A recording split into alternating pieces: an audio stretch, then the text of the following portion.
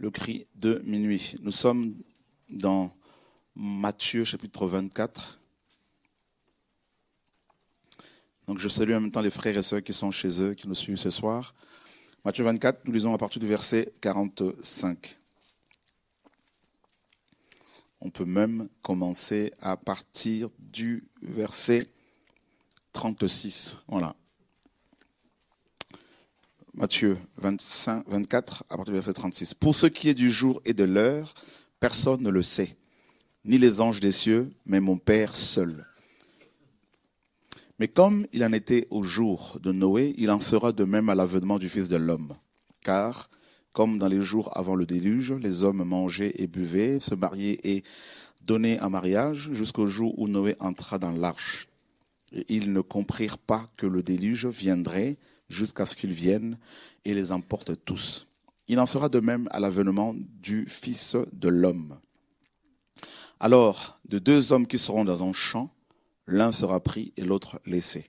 De deux femmes qui moudront au moulin, l'une sera prise et l'autre laissée. Veillez donc, car vous ne savez pas à quelle heure votre Seigneur doit venir.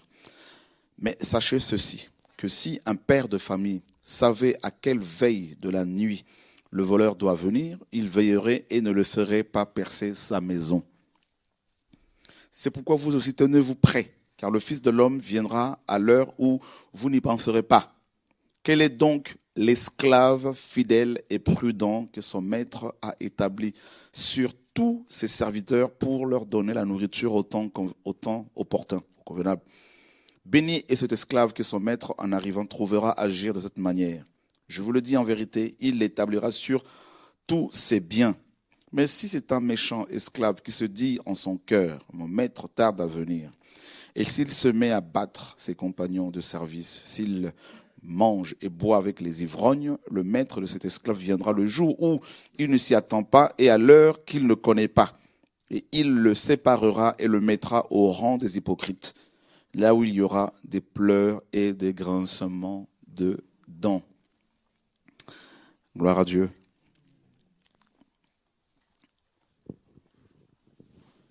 Alors, le Seigneur nous apprend, on connaît ce passage, que le jour de son avènement n'est connu que de lui, du Dieu seul, du Père seul. Et comme vous le savez aussi, personne ne doit vous dire, vous donner une date précise comme certaines personnes l'ont fait hier et encore tout récemment.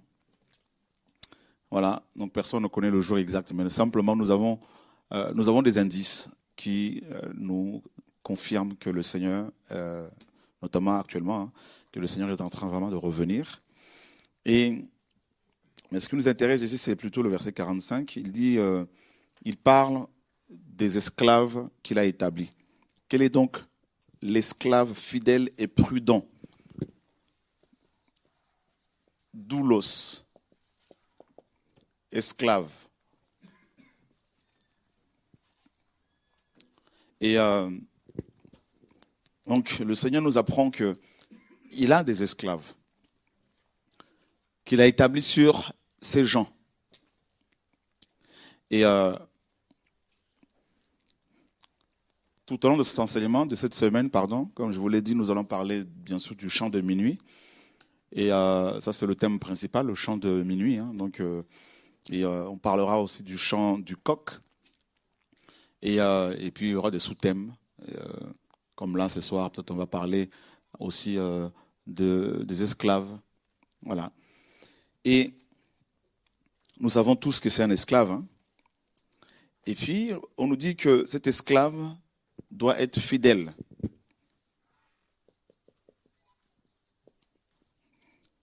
Et prudent.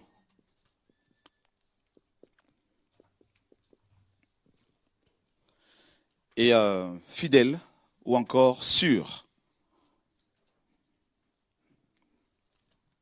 Prudent, intelligent. Ou encore sage. Alors ça nous renvoie bien sûr à la parabole de 10 vierges. Donc il y avait 5 sages et 5 folles. Et les sages, bien sûr, étaient prévoyantes. D'accord? Donc, elles ont prévu de l'huile en réserve. Et cette sagesse, cette prudence veut que chaque esclave doit avoir en réserve de l'huile, c'est-à-dire avoir une relation personnelle avec le Saint-Esprit. Et c'est ce que beaucoup ne veulent pas dans nos assemblées. Justement, ce qui caractérise l'assemblée démoniaque luciférienne, c'est le fait que les chrétiens faisant partie de cette assemblée, cette grande assemblée, ne cherchent pas forcément une relation avec Dieu, mais veulent avant tout être en relation avec des pasteurs, des missionnaires qui veulent à tout prix inviter chez eux. Et ça, c'est un problème qui nous mine, qui mine beaucoup de vies, qui détruit beaucoup de vies.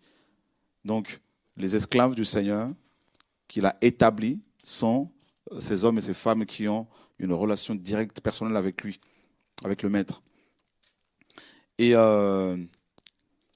cet esclave, bien sûr, on va voir plus loin sa fonction. Donc là, on parle de l'esclave. Ici, le Seigneur met l'accent sur l'homme, l'individu. Vous allez voir dans d'autres passages, dans Luc là-bas, il va parler de la fonction de cet esclave.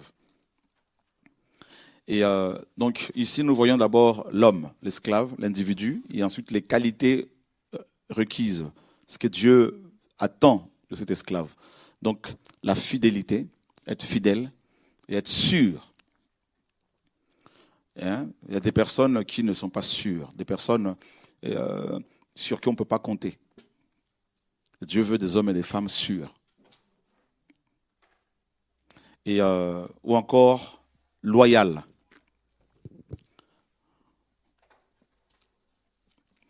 Être une personne loyale. Voyez? Et puis, par rapport à la prudence, hein, il dit dans Matthieu 16, Matthieu 10, 16, il dit, je vous ai envoyé, voici je vous envoie comme des brebis ou des agneaux, dans Luc, au milieu des loups. Soyez, n'est-ce pas, prudents et simples, ou encore purs. Voilà, prudent, la prudence du serpent. Donc être intelligent. Et comme vous le savez, le serpent, tout le monde veut le détruire, tout le monde veut le tuer. Donc il faut qu'il soit à chaque fois sur ses gardes. Parce qu'il est au milieu des personnes, des êtres qui veulent à tout prix le détruire. Donc il faut vraiment beaucoup d'intelligence. Et ensuite, on nous dit que cet esclave doit donner de la nourriture, mais pas à n'importe qui, aux serviteurs, parce qu'ils sont appelés à servir. Et c'est la nourriture qu'on leur donne qui va leur permettre de servir. Et pas à quel moment, donc au temps opportun, au temps convenable. Alors, temps ici, c'est la mesure. Donc, il faut vraiment avoir la nourriture à chaque époque. Il y a un temps pour tout. Il y a une nourriture pour chaque situation. Et nous sommes dans Luc chapitre 12, à partir du verset 42.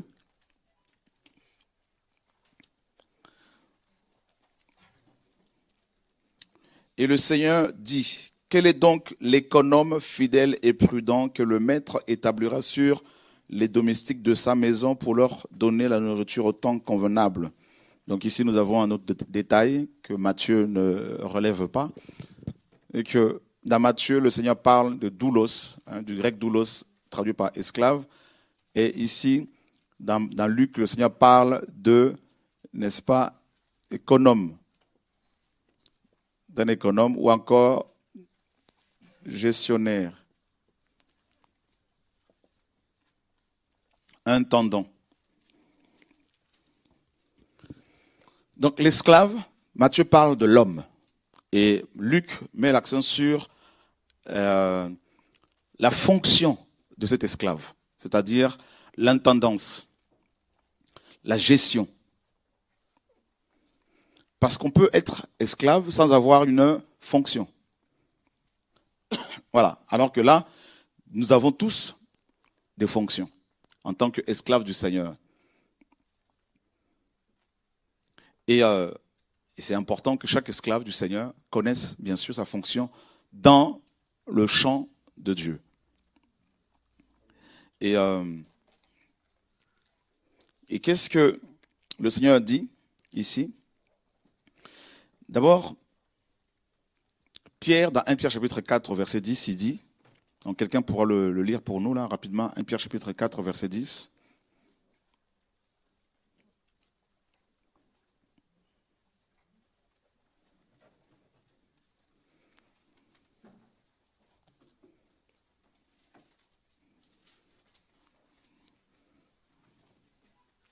Quelqu'un l'a trouvé?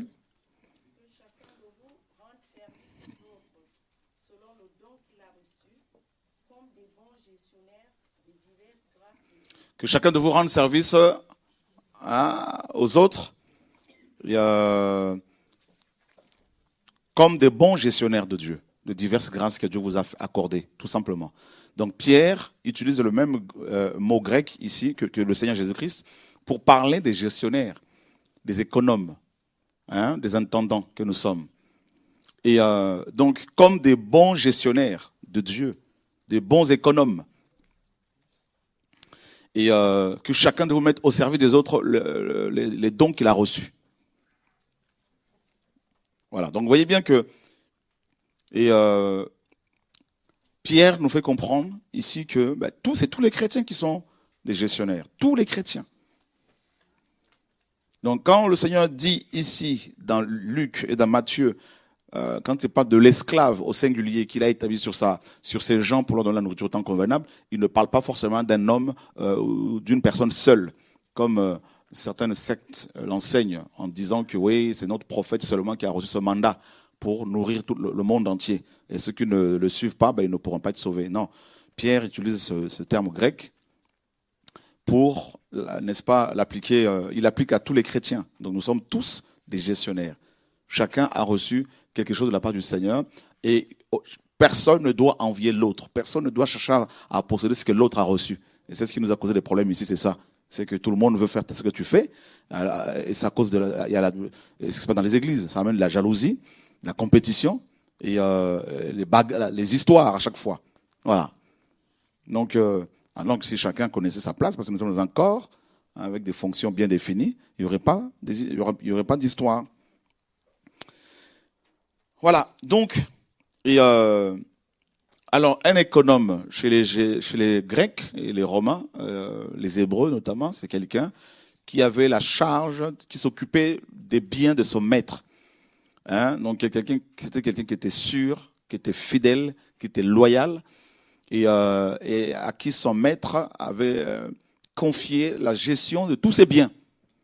Donc, il pouvait réceptionner des marchandises, tout ça, et les compter, et les expédier, et il ne faisait que rendre des comptes, tout simplement. Et c'était quelqu'un qui avait appris non seulement à gérer, mais aussi à rendre des comptes. Et malheureusement, je reviens encore sur nos propres expériences. Nous avons des frères et sœurs chez nous qui ont eu à gérer des groupes, des assemblées. Il y a eu des soucis. Certains assemblées se sont cassées. Mais ils n'ont pas eu cette humilité, cette prise de conscience pour rendre des comptes sur la gestion, la gestion de ce travail, de cette œuvre. Mais à la fin, chacun de nous aura des comptes à rendre. Mais on n'a pas appris. Bien sûr, on a enseigné, j'ai beaucoup enseigné là-dessus, sur le fait d'apprendre, sur le fait de rendre des comptes. Et beaucoup ne savent pas rendre des comptes. Pourquoi, à votre avis? Ce ne sont pas des bons gestionnaires. Ils ne sont pas, pour beaucoup, malheureusement, même s'ils avaient prêché le retour à la parole, mais ils ne sont pas de Dieu. Parce que, aussi, il y a beaucoup d'orgueil. Apprendre à rendre des comptes. Paul rendait des comptes sur le plan financier. Sur le plan organisationnel, tout ça, les églises rendent des comptes. Parce que nous sommes des gestionnaires. Voilà, on m'a confié, vous savez, le Seigneur a dit quoi? Il y a beaucoup de paraboles qui parlent de la gestion dans la Bible. Ce soir, je veux beaucoup insister sur la gestion. Parce que nous sommes responsables. C'est pour ça que les termes comme comment dire, quand on dit que voilà, eux là, ce sont des responsables, en parlant des prédicateurs, des pasteurs. Mais si vous appelez vos anciens, vos pasteurs responsables, et vous alors? Vous voyez? Appliquer ce mot aux dirigeants, c'est se déresponsabiliser, alors que tous les chrétiens sont responsables. Donc il faut vraiment bannir cette expression, hein, cette manière de faire, de voir. J'entends toujours des gens dans nos assemblées dire ça. Ça me... Waouh Seigneur, je me dis, mais jusqu'à quand est-ce qu'ils vont comprendre ces choses-là? Imaginez, vous êtes dans une assemblée locale. Vous dites, voilà, ça c'est un pasteur, c'est notre responsable. Donc automatiquement, volontairement, vous vous mettez sous son contrôle. Et vous vous dites en même temps que je ne suis pas responsable de ma vie, de mes faits et gestes. C'est pour cela que quand les gens pêchent, ils disent non, c'est pas moi, c'est les autres. C'est toujours les autres. L'église ne va pas bien, c'est pas moi, c'est toujours les autres. Il y a un problème. Moi, je vois des jeunes qui ont géré les assemblées et qui viennent et qui disent bon, voilà, moi, je gérais tel groupe, mais il n'y a plus personne, c'est pas moi, c'est pas les autres m'ont attaqué, tout ça. Non, attends, mon ami, tu as un problème là. C'est pas comme ça. On te confie une entreprise, il n'y a plus de salariés, il n'y a plus personne, et tu te dis que c'est les autres. Donc, c'est pour cela qu'on parle de la loyauté, hein, la loyauté, être sûr, être sage, être intelligent, parce que ce sont des qualités qui sont, n'est-ce pas, indispensables et, à la bonne gestion d'une œuvre, de l'œuvre que Dieu nous a confiée. Oui, nous parlons du cri de minuit, du chant du coq. Oui, mais il faut d'abord commencer par montrer aux gens, par révéler aux gens leur, n'est-ce pas, responsabilité, qui ils sont. L'identité, ici, nous parlons de l'identité des chrétiens.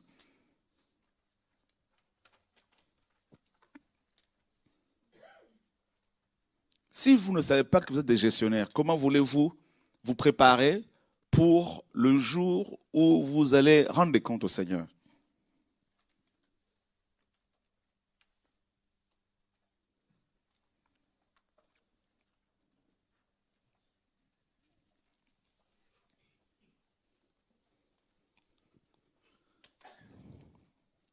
Donc, l'argent que Dieu vous donne, qu'il nous donne, nous aurons des comptes à rendre le jour du jugement.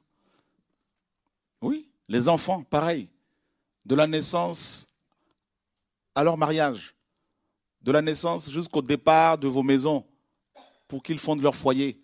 Tout ce qu'on leur a inculqué, tout. On aura des comptes à rendre par rapport à tout ça, là.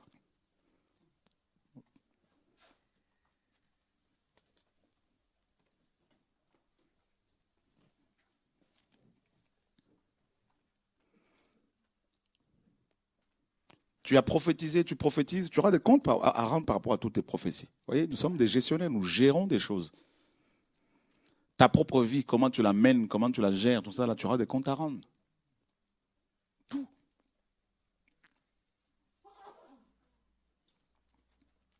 Amen. Donc, esclave, j'insiste, esclave, là, c'est l'homme. Donc, il est vraiment important que celui qui gère. Parce que il est important que celui qui gère l'œuvre du Seigneur, ou sa vie, tout simplement en tant que chrétien, j'entends par là, connaisse d'abord son identité, avant de connaître sa fonction. Parce que le gestionnaire ici, la gestion ici, c'est la fonction.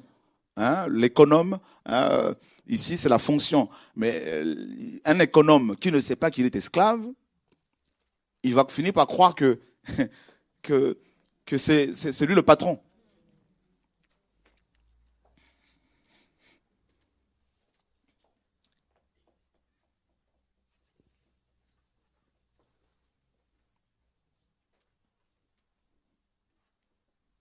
C'est pour cela beaucoup de dirigeants, beaucoup de prédicateurs, ou des gens qui dirigent des œuvres, hein, que ce soit œuvres sociales, peu importe.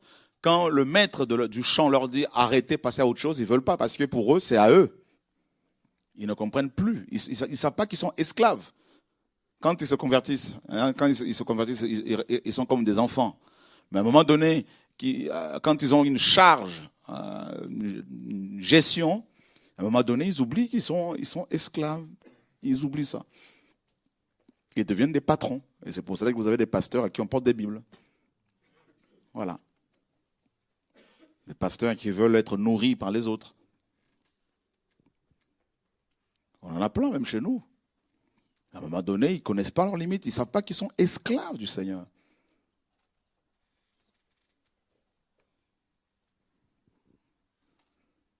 Un esclave n'a pas de volonté propre. Il est enchaîné. Paul disait, je suis esclave du Seigneur. Il disait en 1 Corinthiens 7 là-bas, 1 Corinthiens 11, il disait, je vais essayer de trouver ce passage-là parce qu'il est très fort.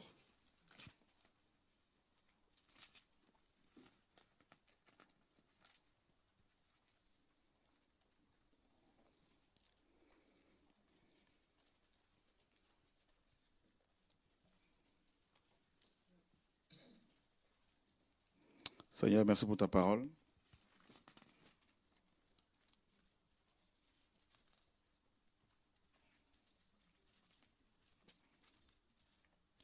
Est-ce que quelqu'un peut nous prendre déjà 1 Corinthiens chapitre 1er, verset 1er?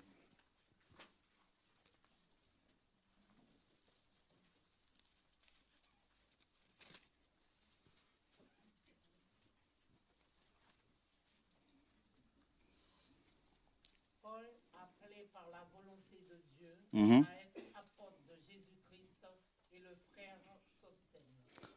Ok, prenons 1 Corinthiens 7, verset 22.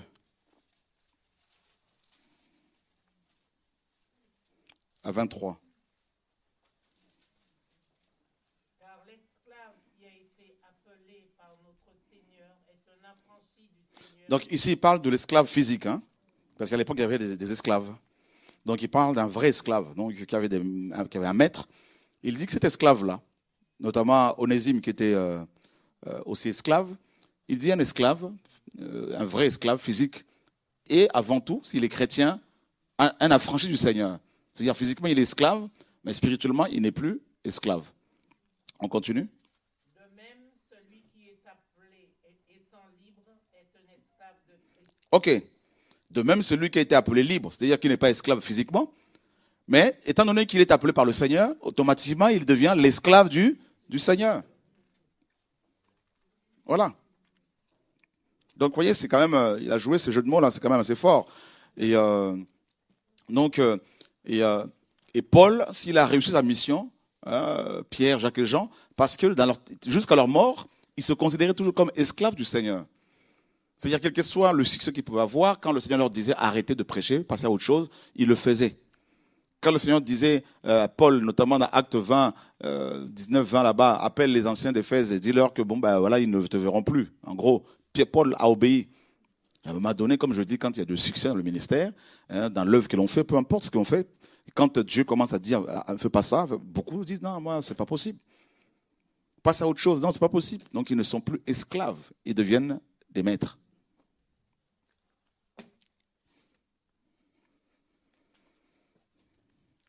Gestionnaire, oui, mais esclave avant tout. Mais regardez où sont les esclaves du Seigneur véritablement dans nos assemblées. Là. Je dis bien, un esclave obéit sans condition à son maître. Et nous, en ce qui nous concerne, c'est ne pas obéir aux hommes, sans réfléchir, mais à Dieu, bien évidemment. Et c'est pour cela un vrai esclave du Seigneur ne peut pas être compris par d'autres chrétiens. Non. Non. Parce que l'esclave du Seigneur est totalement soumis. Voilà. Au Seigneur. On peut lui demander quelque chose, mais si le Seigneur lui demande de faire le contraire, bah, il obéit au Seigneur. Donc forcément, il va déplaire aux gens. Donc ne cherchez pas à être d'abord des gestionnaires. Je veux gérer un groupe, je veux diriger, je veux faire ci. Si tu n'apprends pas d'abord à être esclave du Seigneur, obéissant à la parole de Dieu.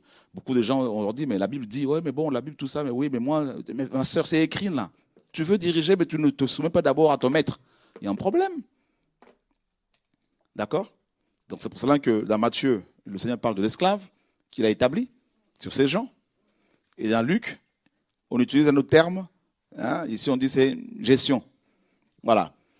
Donc on dit bien établi, que le maître a établi. Et là, ce ne sont pas un gestionnaire selon le Seigneur qui doit préparer les gens pour le retour du Seigneur, qui doit se préparer d'abord lui-même. Il ne s'est pas établi lui-même. Il n'a pas été établi par les hommes. Il n'a pas été établi parce qu'il a fait des études théologiques, tout ça là. Il a été établi par le Seigneur, comme il l'a dit dans Jean 15. C'est moi qui vous ai choisi et établi, afin que vous alliez, que vous portiez des fruits, que vos fruits demeurent. Donc ne cherchez pas la reconnaissance des hommes. Ça, j'insiste encore là-dessus. Des gens vont dire, non, mais nous, on a collaboré avec le frère Chora. Mais ça, c'est arrêtez cette mentalité-là. Non, mais frère, il faut absolument que tu viennes chez nous. Arrêtez de vouloir m'inviter pour que je fasse gonfler vos ministères. Arrêtez cette mentalité-là. Je peux venir tous les jours, mais ce n'est pas pour autant que vous serez reconnus, établis. Vous comprenez? C'est ça qu'il faut comprendre. Je ne suis pas Dieu. Voilà. Ne cherchez pas d'autres personnes à gauche, à droite, tout ça. Non, là-bas, il a une grande onction, il faut qu'il vienne. C'est une peine perdue. Donc, les portables, est-ce qu'on peut, voilà, vraiment les éteindre, parce que ça, c'est des choses que je ne vais pas me répéter tout le temps. Donc, c'est des choses qui doivent être... un chrétien comprend ces choses-là. C'est vraiment... Nous chrétiens, disons, nous chrétiens, soi-disant évangéliques, basés sur les évangiles, on a beaucoup de difficultés. Quand on regarde d'autres dénominations, prenons le cas des témoins de Jéhovah, je sais que beaucoup de choses leur manquent, notamment la révélation du Seigneur Jésus-Christ, mais on voit une forme de discipline. Le jour où ils vont avoir la révélation du Seigneur Jésus-Christ, ça va être terrible. Mais chez nous, il y a tellement de désordre à gauche, à droite. Qu'on soit noir, blanc, jaune, marron, il y a tellement de bazar. Tout ça pourquoi? Parce que les gens veulent des fonctions. Ils veulent des responsabilités. Ils veulent le ministère. Mais ils ne veulent pas être esclaves du Seigneur d'abord. C'est pour cela que vous allez les voir mettre en place leur site, portant leur nom, montrer leur famille. Pourquoi? Parce que un esclave du Seigneur ne cherche pas à être vu. Il cherche à mettre le nom de ce maître au devant. Voyez? Vous avez vu un esclave qui va ouvrir un site internet et mettre son nom? Et ce maître qui est derrière? Voilà. On le reconnaîtra à leurs fruits. Le m'as-tu vu? C'est ça nos assemblées. Il n'y a qu'à aller sur Facebook, aller voir toutes ces pages de pasteurs, de prédicateurs. Vous allez voir rapidement qui sont ceux qui sont esclaves du Seigneur, qui sont ceux et celles qui ne le sont pas. C'est visible. Hein? C'est-à-dire, Dieu expose davantage les choses. Jean-Baptiste disait quoi? Qu'il croisse et que je diminue. Mais aujourd'hui, non, on a dit non, que son nom diminue et que l'on voit plus mon nom. Voilà. Le Seigneur a dit, vous le verrez, vous le reconnaîtrez à leurs fruits.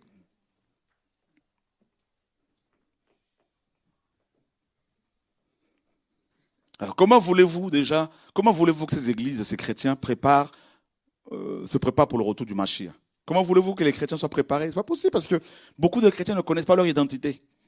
Ils ne savent pas qui ils sont, premièrement. Et deuxièmement, ils ne connaissent pas leur fonction. Donc il y a deux choses. L'identité et sa fonction. Ça va ensemble. Qui tu es et qu'est-ce que Dieu attend de toi?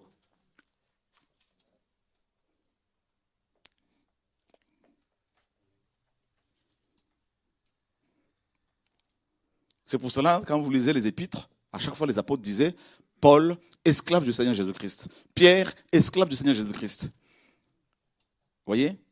Et beaucoup de traducteurs bibliques ont traduit ce mot doulos là par serviteur. Mais non, c'est esclave. Parce qu'ils se disent, non, ça choque, alors ils vont utiliser un euphémisme, tout ça là, pour amoindrir, n'est-ce pas, la portée de ce nom-là, tout ça là. On est esclave du Seigneur. Esclave du Seigneur, Paul le dit.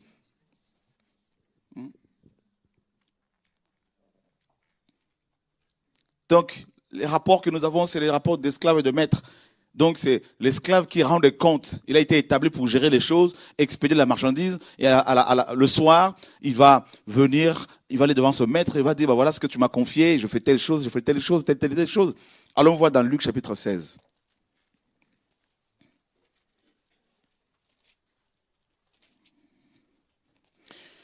il disait aussi à ses disciples, il y avait un homme riche qui avait un économe, donc un gestionnaire, un intendant, qui fut accusé devant lui comme dissipant ses biens.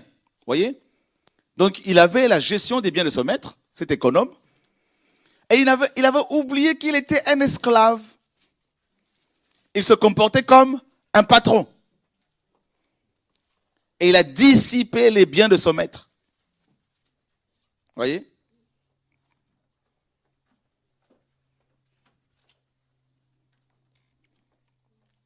Et le Seigneur nous dit plus loin, au verset 10, celui qui est fidèle dans les petites choses est aussi fidèle dans les grandes choses. Et celui qui est injuste dans les petites choses est aussi injuste dans les grandes choses. Voyez? Et c'est terrible. Donc il est question de la fidélité. On lui confie la gestion des biens. Les biens du Seigneur représentent d'abord ses enfants. Dieu dit, je te donne à diriger des personnes, leur annonçant la parole. Et parmi ces personnes sont les biens du Seigneur. Parce que nous sommes le peuple acquis par le Seigneur. Donc nous sommes ses biens. Et parmi ces biens, vous avez des femmes, vous avez des hommes. Vous avez des hommes qui sont beaux, des femmes qui sont belles, des femmes qui sont riches, des hommes qui sont riches. Comment vous allez vous comporter avec ces gens? Est-ce que vous allez commencer à coucher avec les filles comme beaucoup de pasteurs? Parce que ce n'est pas les demandes qui manquent.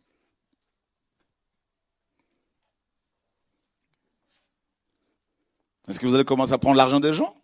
Parce qu'il y a des gens qui gagnent bien leur vie. Ça va très vite, hein? On peut dissiper comme ça. Tac, tac, tac, tac, tac.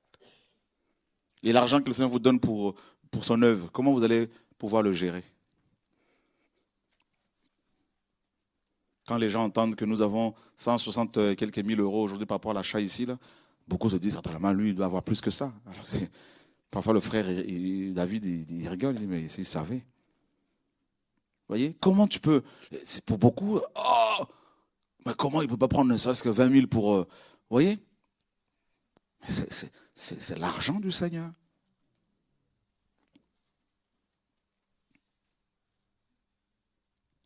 On a eu des gens que j'ai formés, que vous savez, qui étaient autour, qui se disaient, il faut partager cet argent-là. Quand on a mis de côté 110 000 euros il y a 14 ans, il y a 15 ans, il y a 14 ans, on a pu acheter à Courcouronne, content pour mettre aujourd'hui une épicerie solidaire et un hébergement pour des SDF. À l'époque, il y a des gens qui voulaient qu'on partage cet argent. Je dis, mais c'est l'argent du Seigneur, les amis.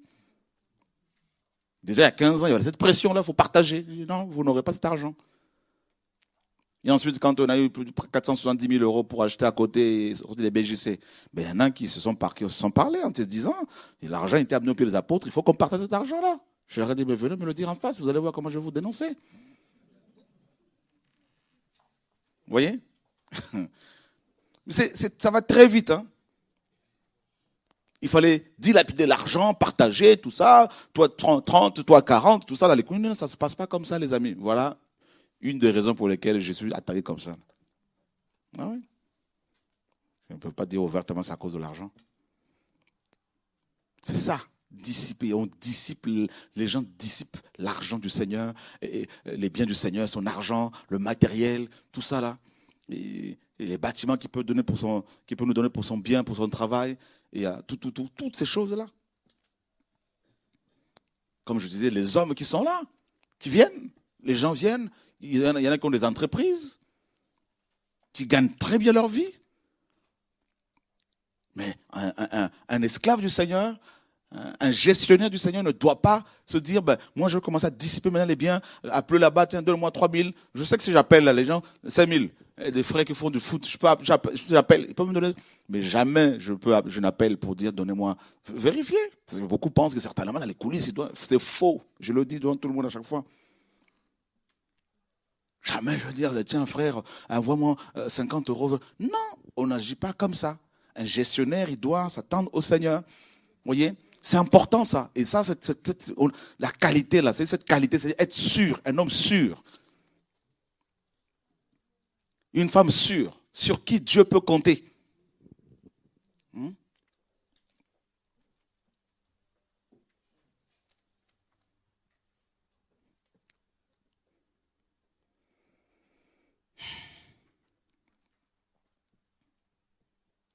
Et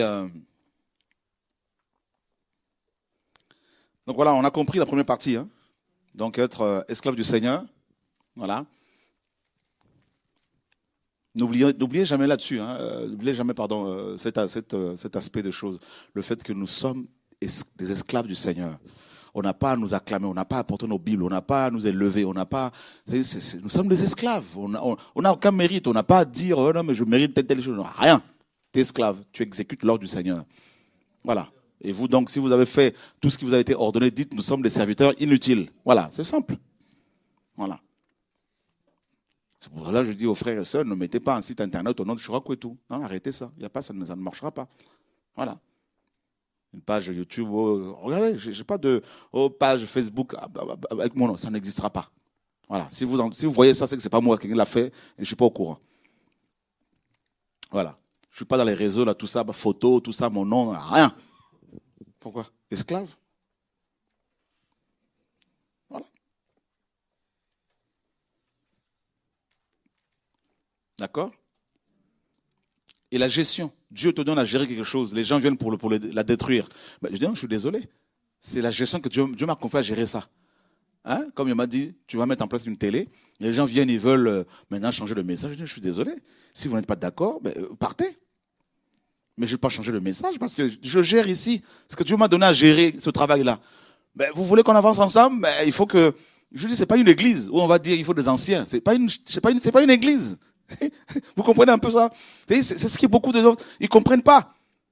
Beaucoup de gens, Dieu leur... Regardez, dans le passé, je voulais tellement pas avoir des soucis avec les gens que je m'étais pratiquement retiré de l'œuvre que Dieu m'a confiée à gérer. Faisant confiance aux enfants dans la foi, en leur disant, gérez tout, gérez tout. Je leur disais comme ça. Eh bien, ils ont géré. À leur manière. Les femmes, pour certains, l'argent pour d'autres. Et Dieu m'a dit un jour, il est venu me voir, il m'a dit, il faut que tu reprennes les choses en main. Il faut que tu reprennes ta place. Et c'est pour cela que les réunions de réveil ont débuté ici. Et les mêmes, quand ils sont revenus, certains, pour dire, ben, l'argent qui commence à rentrer maintenant, on veut encore. Non, non, non. Et quand on a commencé les réunions de réveil, je me rappelle très bien, j'avais confié la gestion des finances à une sœur congolaise. Et des gens allaient la voir à la fin de la réunion des pasteurs pour dire, donne-moi 15, donne-moi 20, donne-moi 6. À la fin, elle venait me voir, me dit, mais un tel pasteur qui est passé, mais je dis, il a son église là-bas avec des frères. Pourquoi il ne va pas donner l'argent là-bas? Et c'est pour ça que j'ai donné la gestion. Dieu m'a dit, donne ça à David. Et je me rappelle un jour, je suis parti en mission, David m'appelle et me dit, mais tel pasteur, il veut me voir pour me dire de donner 200 € à tel pasteur. J'appelle ce pasteur, je dis, écoute, tu es autonome depuis 2012. Si tu continues, je vais faire une vidéo, c'est sur toi. Après, il n'a plus embêté, c'est fini. Et c'est pour cela que vous voyez, l'argent est géré, on arrive à asseoir les choses. Parce que pendant des années, personne n'a pu acheter quoi que ce soit parce que l'argent était détourné, utilisé autrement. Voilà. Ouais. C'est terrible la gestion là.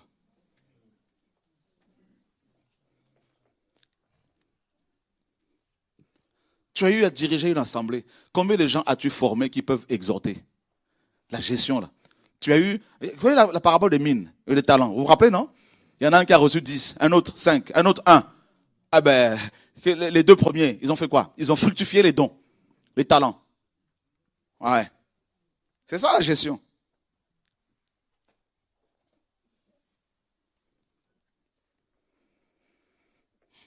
Et le problème, c'est que dans beaucoup d'églises, les gens sont stériles. Il y a pas, ça bouge pas. Je ne parle pas forcément de la prédication comme nous, chacun son appel.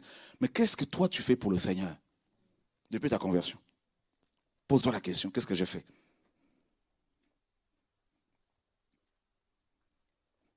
Il y a plein de choses à faire. Nous sommes des gestionnaires. Voilà. Donc maintenant, et le Seigneur dit, dans Luc, on repart dans Luc chapitre 12.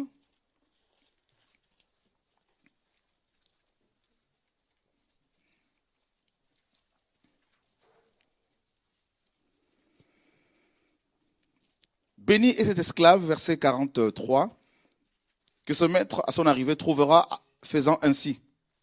Je vous le dis en vérité, il établira sur tous ses biens. Donc on apprend ici que le Seigneur va établir de nouveau les gens. Donc il nous a établis présentement sur terre. Et si nous sommes fidèles, hein, et loyaux, tout ça, ben, à son retour, lorsqu'il va établir son, son règne millénaire sur terre, il va nous établir sur d'autres biens.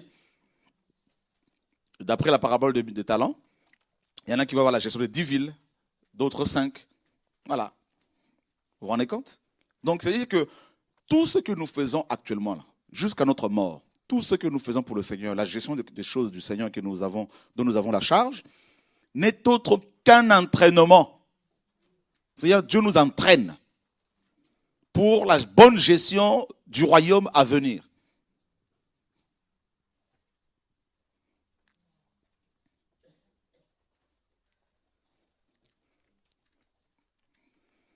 Il établira sur tous ses biens. Mais si cet esclave dit en son cœur, mon maître tarde longtemps à venir, s'il se met à battre les serviteurs et les servantes, à manger et à boire et à s'enivrer, à manger, à boire et à s'enivrer, avec quel argent? Avec les biens de son maître. Vous voyez? Ben ouais, c'est ce qu'ils font beaucoup de gestionnaires aujourd'hui. Ils boivent, ils mangent avec l'argent de leur maître. On dit, pasteur, on a cotisé l'argent pour acheter. L'argent est parti où? Depuis que vous cotisez toujours l'argent, on ne fait rien avec. On dit, mais c'est bizarre, mais lui-même, il a une grosse caisse, tout ça, là. Et nous, on a cotisé, l'argent, on n'a rien vu. C'est ce qu'on entend dans les assemblées ici et là. Voilà.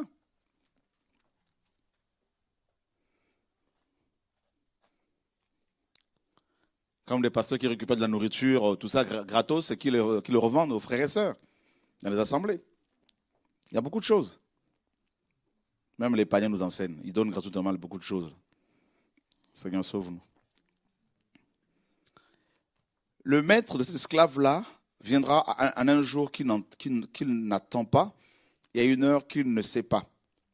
Et il le coupera en deux. Voilà. Effectivement, il est question ici du retour du maître. Le maître est parti, effectivement, il y a 2000 ans. Hein, il est parti au ciel. Et il nous a laissé la gestion des choses.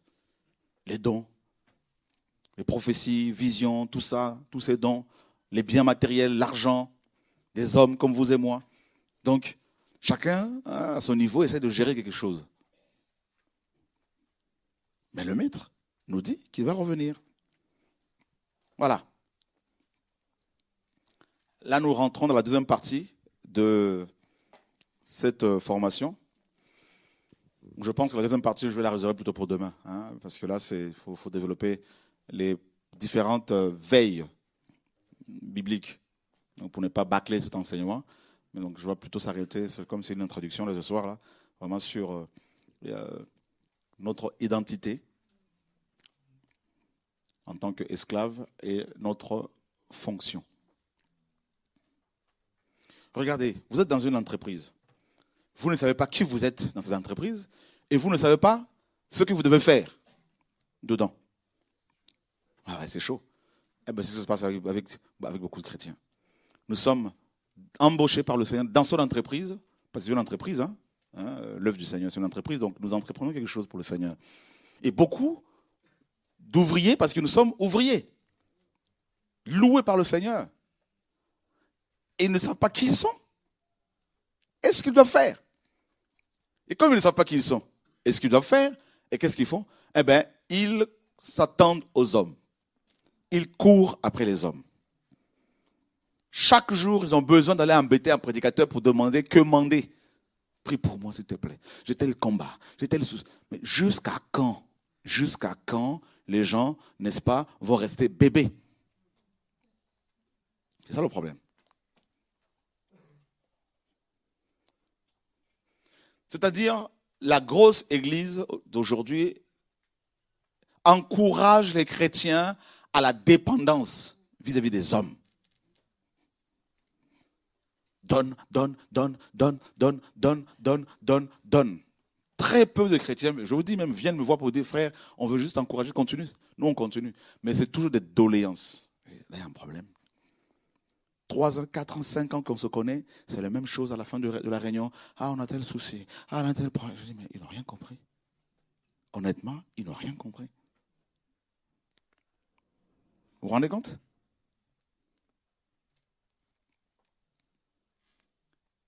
Et imaginez, avec cette mentalité, beaucoup de pasteurs, justement, font du commerce. Ils en profitent. Ils disent, voilà la méthode. Voilà ce qu'il faut faire.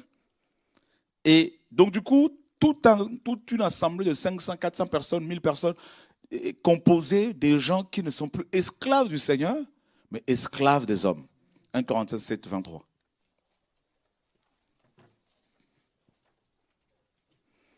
Donc, l'enseignement cette semaine, le Didasco est basé sur le cri de minuit. Et, mais ceux qui sont appelés à crier, ce sont bien sûr les esclaves du Seigneur. Et nous avons d'abord voulu commencer par parler de leur identité. Matthieu 1 Corinthiens 7, 23, il est dit quoi?